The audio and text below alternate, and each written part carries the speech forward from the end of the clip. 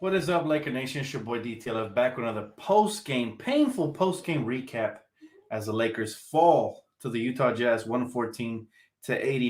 Atrocious, man. We got exposed tonight at every angle due to the fact that we didn't play hard at all.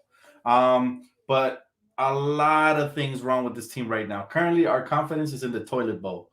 You can flush that right now. You can flush the confidence right now. We need to flush it and start for all over. I don't know where they forgot their championship team along the way, but injuries isn't an excuse. I understand that we had a very slim chance to come to win in this game, but I did expect competition. Um, Man, Marcus continues to get exploited off of pick and rolls. 3-point defense was trash, man. It was raining out there. They shot 45% from the beyond the arc, and we shot an abysmal 24%, and we kept shooting. That's the most frustrating part, man. That is the most frustrating part. Moves will be made. I don't know how many or to what extent, but moves will be made. 24% from beyond the arc compared to their 45. The three-point shooting struggles continue. They had 28 assists compared to our 17. They had 57 rebounds compared to our 52. They beat us in almost every category.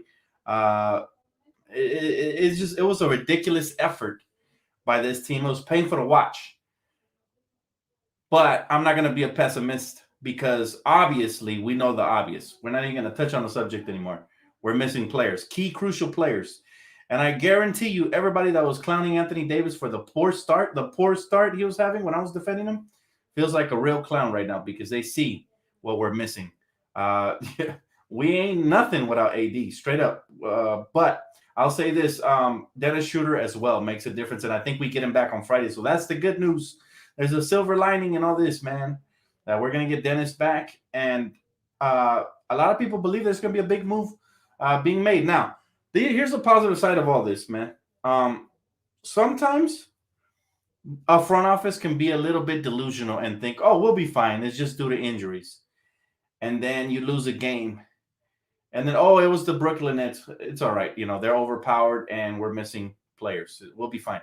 And then they lose another game, and it's like, oh well, that one was closer. We're competing at least. Then they lose another game. It was close. We're competing, but then they lose another game. This time to the Utah Jazz. And we get blown out. We get dominated from end to end. Both sides need work. Now maybe Rob says, maybe we do need some more depth. Maybe we do need a minor trade here or there to tweak. Maybe I'm not saying he should, get trigger happy and start pulling off trades left and right. But maybe something to infuse some energy because these guys look lifeless out there.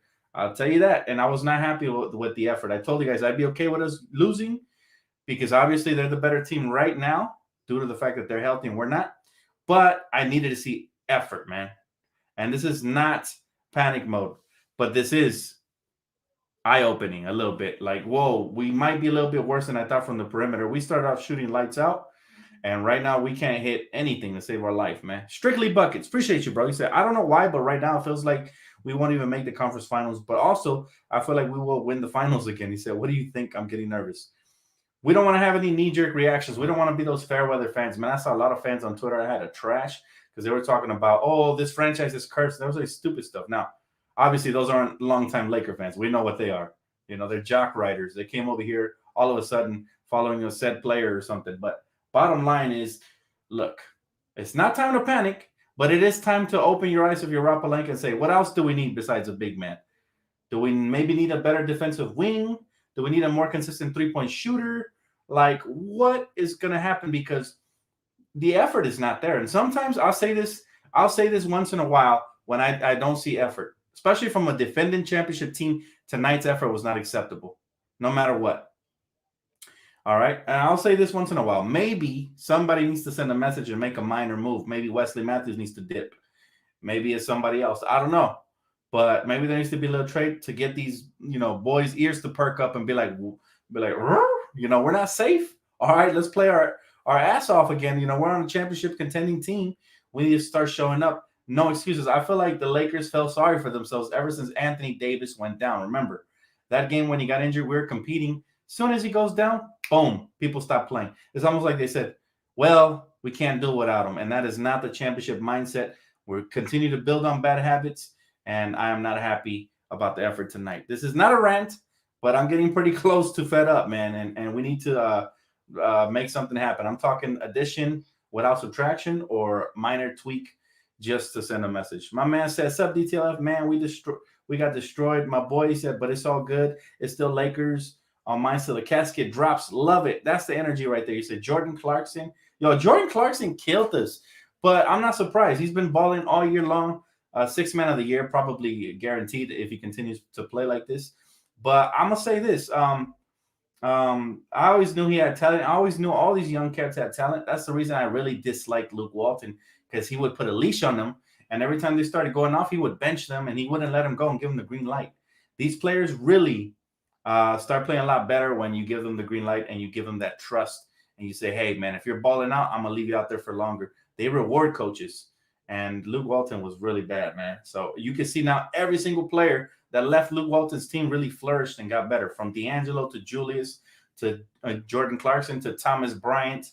I mean, the list goes on. So this is the reason I hated Luke Walton when he was on the Lakers. I loved him as a person. He's a good guy. I loved him as a player with the Lakers. He had good basketball IQ, whatever. He was a good water boy. But yeah, he's not a good coach. He holds young players back. And that's unfortunate. But yeah, I mean, I'm very proud of the young core, the way they've developed, man. They really went on and became something special around the league. So that's only compliments to the front office and their drafting abilities, excellent drafting abilities. And I'm sure they'll continue to do that and getting gems in the second round and late first round. But back to tonight's game, where we went wrong. We were competing first quarter. I thought the defense was solid. It was 23-24. We were down 1 point. And again, Frank Vogel did something I liked and something I hated. In the starting lineup, he started THT. Just the last post-game recap, we were in the comment section talking about, hey, THT, or Alex Caruso should start because, they are a little more versatile on the offensive and defensive end. But then he goes and he takes out Kuz, who was balling in the starting lineup, for Markieff Morris. And I think that threw everything off. Our bench, again, inconsistent lineups from your boy, Frank Vogel. And how can you expect consistency? Not making excuses by any means. Players dropped the ball tonight. But how can you expect consistency if you don't give consistency? I've been saying it all year long. Byron, appreciate you, brother. Thanks so much. He said, damn, KCP needs to hit his damn shots. He pisses me off when he passes up open shots. Let's be honest, the whole team does it. Right now, their confidence, bro, is, like I said, it's in the toilet. I can see it in their body language. They're hanging their head. They've reverted to just giving the ball to LeBron James and getting out of the way. That's not good. He needs help. LeBron looks gassed out there. LeBron is not even getting back on defense when he gets ripped. That's how gassed he is. I feel like he's just using that as an excuse to stay there. But bottom line is the whole team, man. The whole team right now is bad. And what happens when the team looks this toxic? Usually a move or two come right after, especially when you're on the defending championship team. There's no way that Rob's just going to sit on his hands. I expect something to happen this week they're at the earliest and by next week at the latest. I don't think we'll continue to slip like this without making a move. Something is going to give. And I'm waiting for Rob, man. I'm sitting here looking at my phone every 5 minutes, hoping something breaks so I could bring it to you guys with some positive news. But as of right now, yeah, the Lakers, our confidence is in the ground. Again, I never expect the Lakers to lose because I always believe I'm that type of fan. I stay positive, even when we're facing the best record in the league. However, I expected them to at least compete, be in the game. That's it. I'm not asking for too much. At least be within 10 points. Man, we got blown out. After that first quarter, they stopped competing. We made knucklehead turnovers. We settled way too much for threes when we shot 24%. And we've been shooting dirt low for a while now. It's been like 10 games where we've been shooting trash. So, yeah, something's got to give. They may even go out and look for another three-point shooter. Who knows? But bottom line is it's really hard. The floor starts shrinking defensively. Everything's easier for the opposition.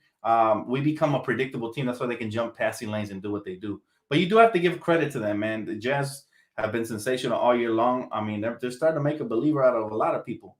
But I've been giving them credit, and you got to give them credit. They did their thing. They had no mercy. They came out here and just killed us, man, as they should. He said, DTLF, we should rest LeBron until we get him some help. At this point, I agree. I mean, if you're going to come out and lay an egg after the first quarter, then might as well bench King James. There's no point of dragging him along if we're going to play like this for reals. No point. Am I doing calls tonight? I don't know. You guys vote down in the comment section. I didn't even set it up. I think I have it on because here's the thing. Even when when I do calls, even when I get off, it continues to ring nonstop, man. So I get off the app. It's a burner app, and it continues to ring nonstop. So I put it on do not disturb. So you guys want calls? No calls tonight. No call. All right. Yeah, I guess not, man. The people have voted. They don't want the calls tonight. I understand. We can get straight to the subject right here in the comment section. No problem. No problem. My man said, Kane, appreciate you, man. Kane's Garage. He said, Dan, what is the biggest move the Lakers need to make, in your opinion? This game was incredibly disappointing on every level. The effort was definitely disappointing. I agree with you on that. The move we have to make right now, man. Did you see the way they're just putting Marc Gasol in the blender, pick and roll, and just lobbing it over him, and he's just looking at it like he's looking at the ball just be lobbed over him like a rocket just took off to outer space, and he's just observing it. Like, bro, we need you to move your feet. We need you to give some effort if you're gonna be the starting center for this Laker team, man. People forget we're the defensive team. They're starting to disrespect us all over. ESPN having a field day. Clipper fans coming out like roaches. Now, I'm shocked. Clipper fans haven't been in the conversation, but I think it's that last little thing that I posted up about the roaches. They got really butthurt. They're like, oh, we better not piss him off. I don't know. He said, damn, Dan, I can't even make fun of the Celtics being below 2 games 500 after this L like this. I feel that, bro. I've been wanting to troll a couple of those Celtic and Clipper fans as well, but yeah, right now, nah. Right now, we got to stay humble. There's a time to talk, and there's a time to stay humble. Even though we are the defending champs, right now, due to injuries, we got to stay humble, my brother. Appreciate the donation. XRP boy, appreciate you. He said, I don't even have Kuz in the trading block at all, but I do think Le GM is making a move for Devin Booker and Whiteside.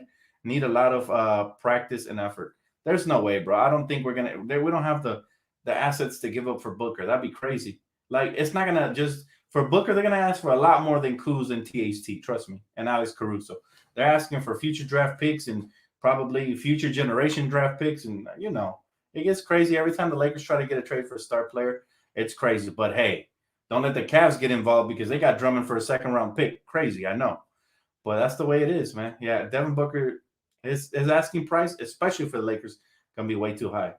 Do you remember what we gave up for Steve Nash? Those dang Phoenix Suns knew he was out. He was down. He was on his way out of the league, and we gave up 2 first-round picks for this guy, man. And I love Nash in his prime. I'm not gonna trash him, but they really highway robbery, especially the way the Lakers pick. We could have got a young star or two from there. So, yep. I don't know if you guys ever noticed or if is it just me, but every time a trade goes through for other teams, it feels like they stole something. Like, that's all it took? I'd be asking myself. But then when we make a trade, we got a mortgage, 5 years of the future, 6, 7 years of the future. So it's unfortunate, but yeah, we'll see what happens. He said, do you think the Lakers are showcasing THC for a trade? I hope not, man. But at this point, I'm open to any upgrade. Now, THC, he fits. He's just not being utilized properly. I'd leave him in the starting lineup. I thought that was solid. And he came out, gave us a little bit of a spark. Sometimes he gets wild and out of control, but he's young. It's okay. He's not the problem. Problem is Marc Gasol, flat-footed. Now we're rotating, trying to cover for him. Now three-point shooters are open. Major problem. Another major problem. Markieff Morris. Why did he start for Kuz? I don't understand. Kuz played a good game last game. Why? Why do you remove him from the starting lineup? If it ain't broke, don't fix it, Frank. Little things like that drive me crazy. But hey, I'm no coach. I'm just a loyal fan sitting on my couch, throwing stuff and complaining. But bottom line is, it is frustrating. And it'll be interesting to see. Again, we're on the 24th right now. Supposedly after the 24th, stuff is supposed to pop off. So let's see. I'm looking at my phone, man, and it's not vibrating. Vibrate, damn it. I'm looking at it, but yeah, nothing, man. Nothing so far. So we're just going to have to stay patient, put our head down. And like I said, this is all about survival. This ain't about, obviously, without AD and Dennis, we weren't going to be the same team we were with them. Obviously, only, idiotic fans thought it was all LeBron and not Anthony Davis. Like, Anthony Davis is huge. He opens up the floor even for LeBron and vice versa. They both, having 2 superstars is so much better because now you got a game plan for those 2 superstars individually, and things open up even for the shooters. So he is dearly missed. And now The people that were saying, "Oh, LeBron doesn't even need AD, might as well trade him." There was idiots saying stuff like this, and this very here comment section and on Twitter, I call them trolls, but I don't know if they're that dumb. Then I apologize to their mothers. But bottom line is, you see the importance of these players. It's common sense. We were going to miss them. That's why when they went down, I said, all we have to do is survive. We might slip a couple of spots. I figured that. But I do want to see us compete more. That's the most disappointing thing. But I'm not ranting, obviously, because it's very frustrating. I get it. But rant is for the hopeless. I save those rants for when I'm losing hope. You guys remember back when we got destroyed by the Mavericks? Real Laker fans remember. We were here. We lost to the Mavericks by 50 when we were rebuilding. And I was like, oh, no, not the Dallas Mavericks. I had a rant. I was like, get rid of Jim Buss. As long as he's here, we're not gonna be good. Hey, what's up, Asia? We're not gonna be good. And I was right. So yeah, it's not time to rant just yet. I know you guys want to see me pissed off because you guys are pissed off. Trust me. But I still have a lot of hope for this team. I still hold out.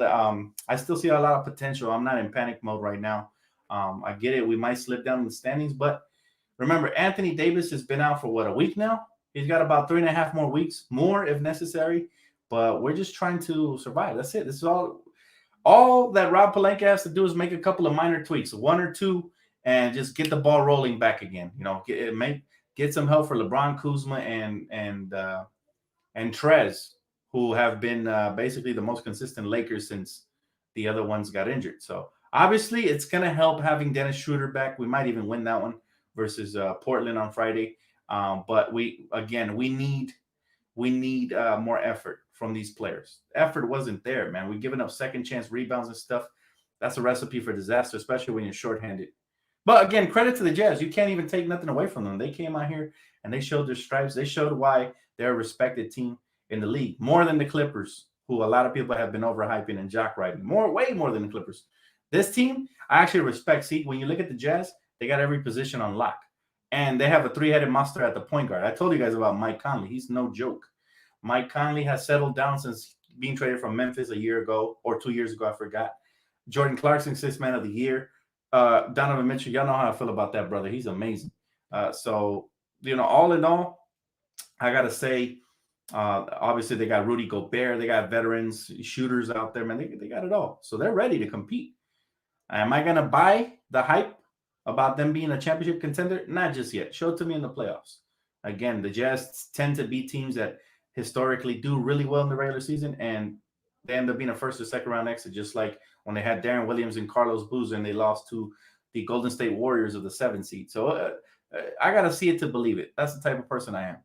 Young Elder, appreciate you, bro. He said a buyout pickup isn't enough. We need a big trade. Big trade. Oh, okay, that's different. He said our bench is overrated. He said we need Levine or Beal. I don't know if we need that. It would be nice to have it. I wouldn't be mad at it at all. But our bench isn't overrated. We're just obviously, I'm telling you, what coach does is not good. How can you remove something that works? Just like the other night when Trez was going off and he didn't play him in the fourth or overtime, within 5 minutes of the fourth or overtime. That's not going to help the team. Removing Kuzma, who's a better starter than the bench player, that's not going to help the team. Especially for Markieff, who has been very questionable. He's been suspect. So I'm not with you on we need a big trade, but could we use one? Sure. But need is a strong word. We do need a tweak, though. We do need another center, and maybe a wing defender would be nice. I don't know. Jose, appreciate you, bro. He said, "Dan, we were 5-1 without AD and 0-4 without Dennis. We can live a few games without AD in the regular season, but no AD and Dennis is bad news." I feel you, but I don't feel you. Let me tell you why. It's not that we were. What'd you say? We were 5-1 without AD. Those 5-1. Go back and look at the schedule. Those teams weren't as good as the ones we're facing right now, like Brooklyn and the Utah Jazz.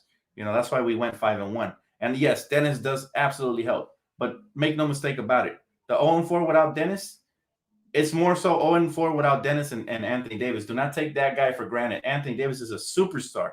Anytime you subtract the superstar from your lineup, you're going to struggle, especially when they are already building chemistry from winning the championship and so on and so forth. So it's unfortunate, but injuries are part of the game, and it's the front office's job to try to navigate through those. That's why we believe in them. That's why they get the big bucks. So I'm waiting for Rob, man. I'm like that little meme of the guy poking the body with the stick, right? I'm poking at Rob, hoping that hey, we get something soon. We need something. We need anything, man. Anything. Bring me anything right now, just to switch it up a little bit, just to give us more options at that center position. Bring something. Jackie's out here dreaming. She said trade for Kawhi. First of all, I'm arrogant. I'm an arrogant guy. I don't want Kawhi. After the way he did this, I never want to see him in purple and gold. I know obviously he would help and all that.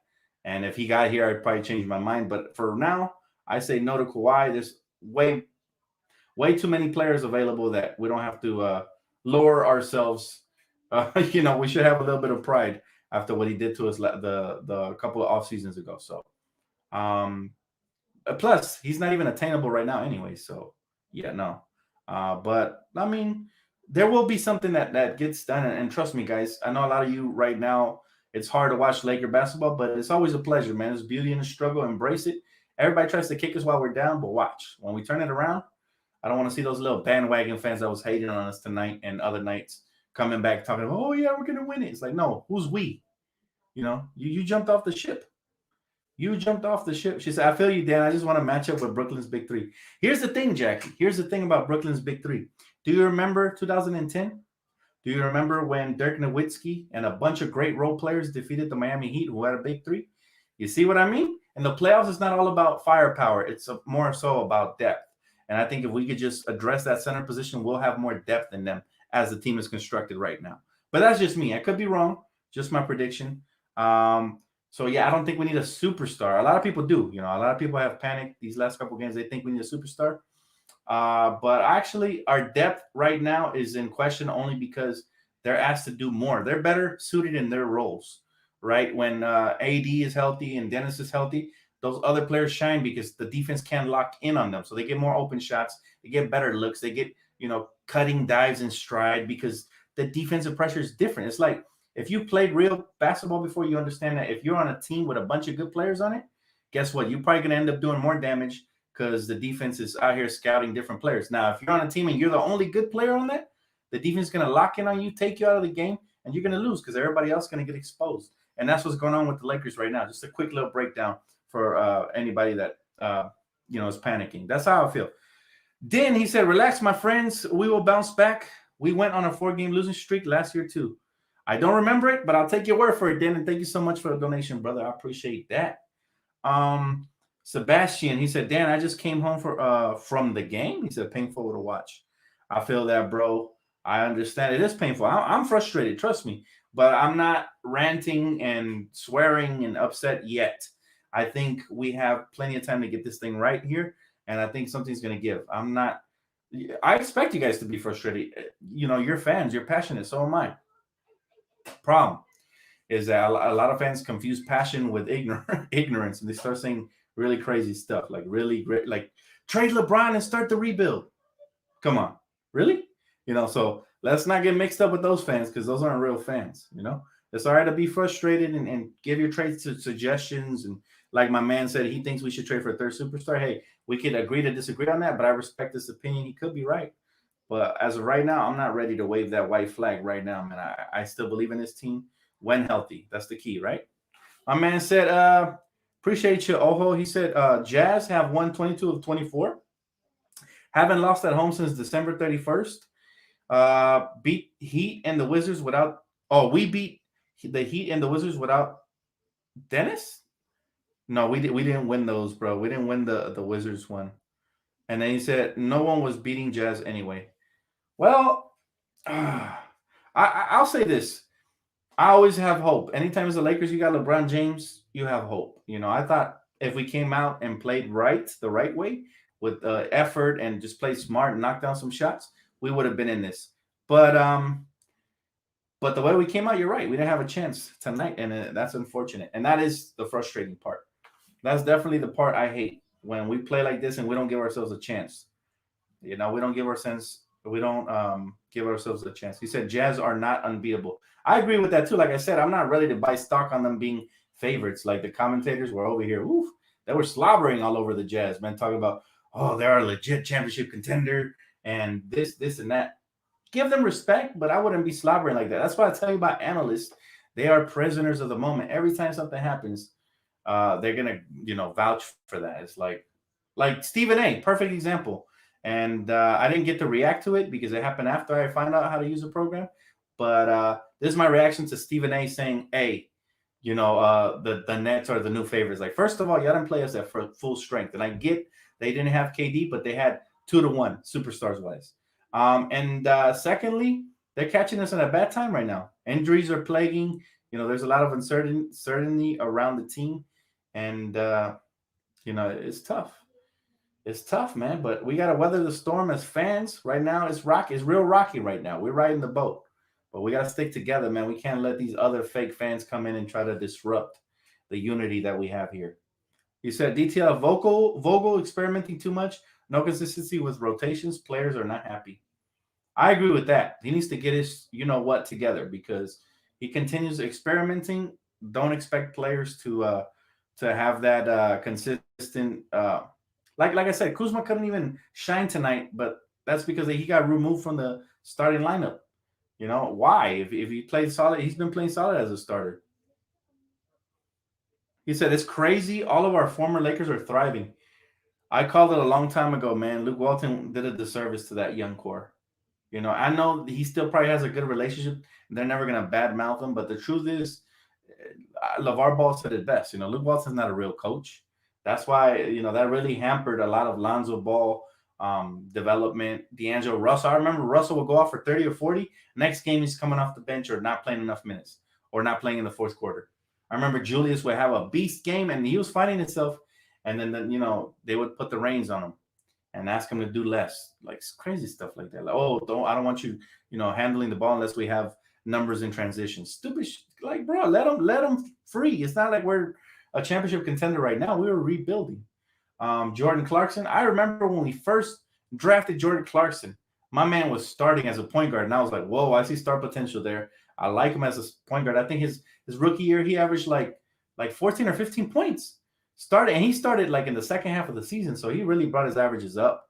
And then we got Nick Young, and then Luke Walton, and all this bad stuff for his development. So unfortunately, yeah, they weren't able to hit their full potential. And of course, Laker fans were not super patient with them either. So we would always be like, be patient with the young core. They're gonna be nice when they hit their stride. And people are like, nah, trade them. And that's what happened. They got what they wanted. They got traded, but now you see what they could have been had we held on. But again, this isn't the type of franchise to draft a lot of players and then hold on to all of them. Most of the time, the Lakers have been known for trading for the superstars. So I'm not even mad at the trades. It's just I'm not surprised by them hooping because we all seen the potential in these kids. That's why we love them. We love the young core, even when others fan bases would trash us and be like, oh, Laker fans overhype their players. It's like, no. Now you see why we used to love them. We saw the potential. They had star potential, all of them. All of them. And most of them became stars in the league. So again, proud of them, love them, always gonna have love for them, except for Josh Hart, who hates in and out. But all the other ones, I'm gonna have love for them, man, always. Lil Dex, he said, teams will mistakenly think they can easily beat us, and they're dead wrong when we're in full strength. I hope AD comes back with vengeance. Absolutely, bro. Absolutely. And to add to that, I think teams right now, like I said from the beginning of the season, their eyes widen up when they see us on the schedule. Why? One, because we're the defending champs and they want to prove themselves. So everybody's been shooting lights out. We have a big target on our back. This is why repeating is always the hardest championship. If you three-peat, they say the number 2 championship is always the hardest one. That's reason number 1 why everybody's balling out versus. Reason number 2, Marc Gasol is a huge liability. I've been sugarcoating this because I want to show him love, and I'm in no way trying to diminish him. It's not his fault that Father Time has come knocking, right? Father Time's like, open up, Mark. So Father Time is undefeated, and it'll eventually come knocking for LeBron too. Unfortunately, hopefully not anytime soon. But Marc Gasol's game has declined to the point where he's not a starting center, and we need to get one. We need to get a starting center. Period. Now I'm not saying he's not serviceable off the bench, second or third string, but he's definitely not starting type material. She said, don't be surprised if 4 or 5 players get traded. Vogel shoots himself in the foot, or Vogel shoots himself in the foot. I'd be really surprised if 4 or 5 players get traded unless, like my man said, a superstar is involved. That's the only way I can see 4 or 5 going. But I wouldn't be surprised if there was one or two that get bounced out of here. Um, KCP has really been struggling, and I know his value is really high around the league, especially after what he did in the finals. I remember when he was a free agent, a lot of teams coveted him, so we had to overpay a little bit. But I still believe in KCP, and I'm not sure if we should trade him. I know he's struggling; he's been inconsistent, but we saw what he could do consistently in the playoffs. So I'm kind of like torn on him. But if they offer us a package with KCP and Dennis for like a star player, like let's just say they say Zach LaVine, right? Zach LaVine requests a trade from the Bulls, and the Bulls are interested in KCP, Dennis Schroeder, and Taylor Horton Tucker. Who says no? I want to know right now who says no. I know it sounds like a lot, but I'm just saying, like that's Zach LaVine. Like who says no, right? That's what I'm saying. That's the only way I can see 3 to 4 players getting traded, like Homegirl said. But other than that, I don't see it. I see minor tweaks. We were dominating really. We were on like 7 game win streaks when we were healthy. So, but again, if a trade like that comes knocking in my door, I can't refuse it, man. As much as I love those players, if they say something like if they say KCP, Dennis Schroeder, and THT for Zach LaVine, a proven star, right? Oh my god, I can't believe she just said that. I'm not even gonna repeat it. You are funny.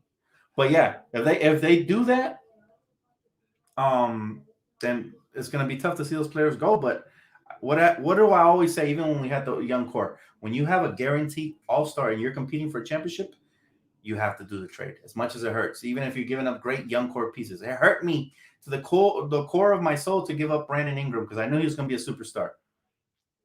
It hurt me. I told you guys he has top 5 player in the league potential when he reaches his prime. People said, nah, Dan, he's too skinny.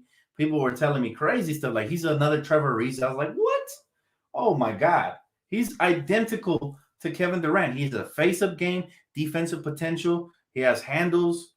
Bruh. You know what I'm saying? Like, but it hurt as much as it hurt me. What did I tell you guys on this very channel? I wasn't lying when I told you we get AD, you have to do it. So long as we keep either Kuz, Lonzo, or one of those young core pieces. And that's what happened. We get a championship. Same thing happens now. If we're struggling this bad and an opportunity comes knocking to get a superstar, or not even a superstar, an all-star like Zach LaVine or Bradley Beal or even Devin Booker, you have to believe the Lakers do it because history says we do it. History has said, and I'm not going to be mad. I'm going to be sad to see the young pieces go, but at the same time, be happy knowing that another championship is guaranteed pretty much if you stay healthy. So another thing about the Lakers and the reason that these trades always happen is because our scouting department is an A plus. All right, we can replenish young talent. Alex Caruso, we got him from the G League. Taylor Horton Tucker was a 2nd-round pick we bought from who? From somebody, right? Or was he a late 1st-round pick? See, I already forgot. Alzheimer's. No, I'm just playing. But bottom line is, you have to jump on. You have to jump on it when an opportunity presents itself. Right now, there's nothing available on the market. We're not hearing any rumors about Zach LaVine or nobody. So I'm not predicting anything. But what I'm saying is, it's the NBA. Anything is possible. And contrary to what a lot of people might believe, we actually do have a lot of trade value. You have to remember, a lot of these players won a championship. They're coveted. They're coveted. Believe it or not, whether Laker fans appreciate them or not. Laker Nation for life. She said he was a 46th pick. Appreciate you, girl. Yeah, there you have it. 46th pick, and we got a diamond in the rough with star potential. I believe he's highly coveted. If somebody could trade for him and get his bird rights and secure him, because he will be a restricted free agent, they will do it. So I'd hate to see him go. But if the only way I'm trading THT is for a young star player. That's it. And remember what Rob Pelinka said. These are his words, not mine. We're looking for a third young star to go with Anthony Davis and LeBron James, but mainly Anthony Davis for the future. Hey, we got a Jazz fan in the house. He said, y'all played the best you could without AD. Appreciate you, man. Congratulations on the victory. Can't even hate. I appreciate it. He said, I say keep KCP because KCP and Anthony Davis share the same agent, and KCP is solid even though he's struggling without. I wouldn't mind if Markieff gets moved. He has been disappointing. Yeah, I think nobody will mind if Markieff gets moved at this point. But in defense to Markieff, he was also very good in the playoffs. He hit some big ones for us, man. Big ones. And when they went small, we were able to play small with Markeith. So again, I'm not saying don't trade them, but I'm saying I still haven't gave up hope on these veterans because we know that they have playoff experience. It's different. Playoff basketball and regular season basketball is different. Look, regular season, the young studs tend to shine and go all extra. They go all out and they go harder because it's not like a high stakes game. But come playoff time, the young Bucks, for the most part, except for with the exception of last year in the bubble, because there was no fans, there was no pressure, no home court advantage. But in general, in the playoffs, young players tend to struggle and veterans tend to shine. Hence Rondo. I think Marcus has similar potential to shine in the playoffs when everybody else is shaky.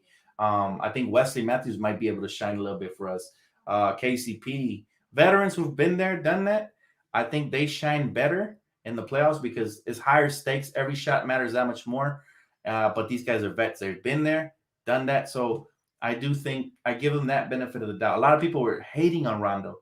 What did I say last year? Hey, Rondo, playoff experience, absolute beast. Come playoff time, his track record says so. Let's hold on to him. And what did he do? He became a Laker legend in the playoffs. Well, maybe I went too far, but he is a legendary role player. He's up there with the Robert Horrys now. He's up there with the players that helped us win championships. He's always going to be beloved here in LA. And he also said we were better than the Celtics. So that's major points for Rondo, man. By the way, I'm out here hoping and praying that the Hawks go on a losing streak and end up cutting Rondo because he doesn't fit. Like, if that happened, I'm calling Rob myself, man. I'm going to figure out his phone number and be like, yo, get this man. Because we need a playmaker like that off the bench. Very underrated, that Rondo. Jennifer Wallace says, Dan, we've got to get rid of Gasol and Matthews. Pelinka make one of the biggest mistakes to trade McGee and Danny Green.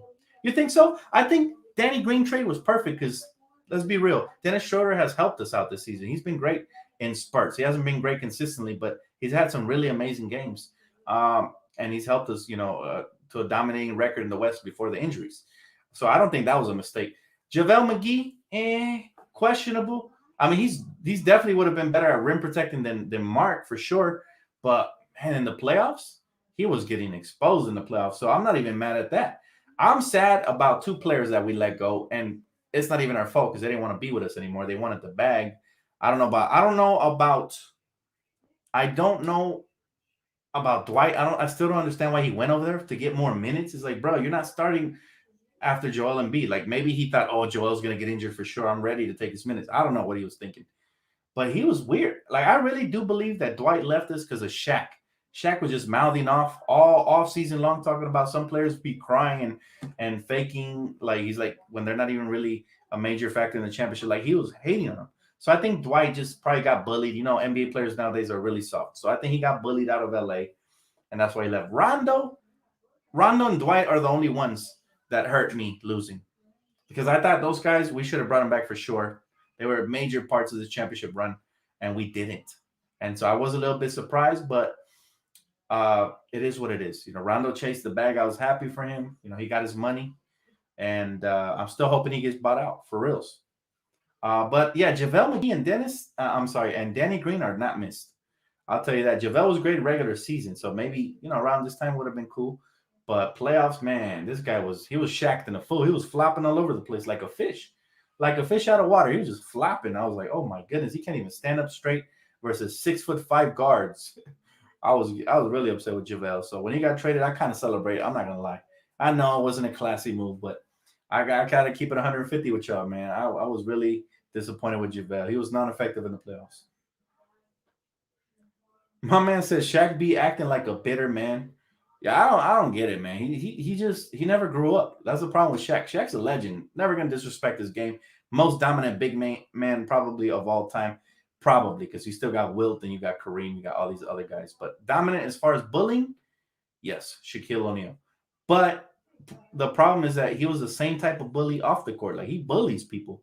He said it once in an interview. He loves being a bully. Like, that's his thing. So he still continues to bully. I guess Dwight wanting the Superman emblem or whatever really got under his skin, and the jealousy started.